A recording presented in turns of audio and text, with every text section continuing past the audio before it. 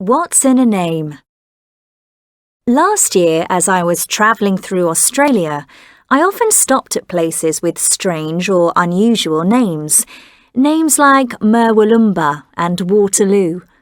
I often ask myself, where do all these names come from?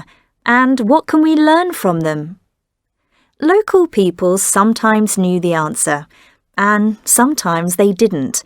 So I decided to look at these place names more closely and found out some interesting facts. Where are we? That's the question we all ask when we arrive in a new place. Think about it. How can we tell another person where we are? Many place names give us a clue because they describe physical characteristics like big hill, dry desert, or tall tree. Thousands of years ago, this is how the first Australians, the Aborigines, named places.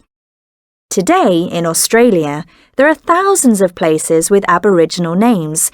Towns like Murwillumbah, good campsite. Nambucca, entrance to the sea.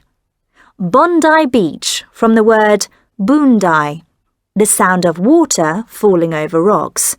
And Uluru, big rock. The Europeans had different ideas.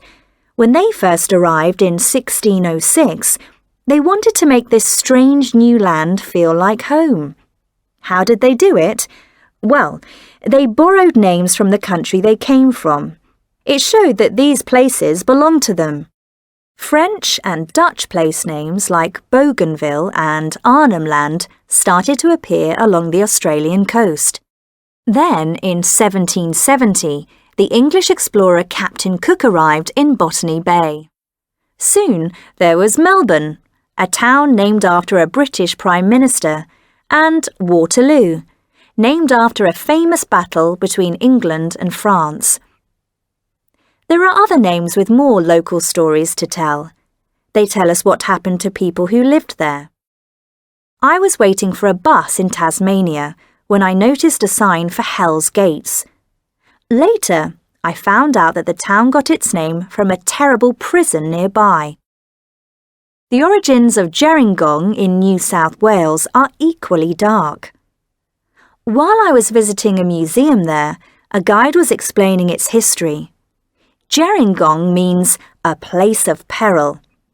It was the word the Aborigines shouted when they first saw Captain Cook's ship. Other names tell us how people felt when they arrived, like Mount Disappointment and Nowhere Else in the Australian outback. Perhaps the people who named these places hoped for something better.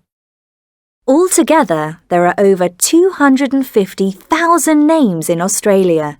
Names of rivers, mountains, plains, towns and cities, and many more. These names can tell us what we can find there. They can tell us about history.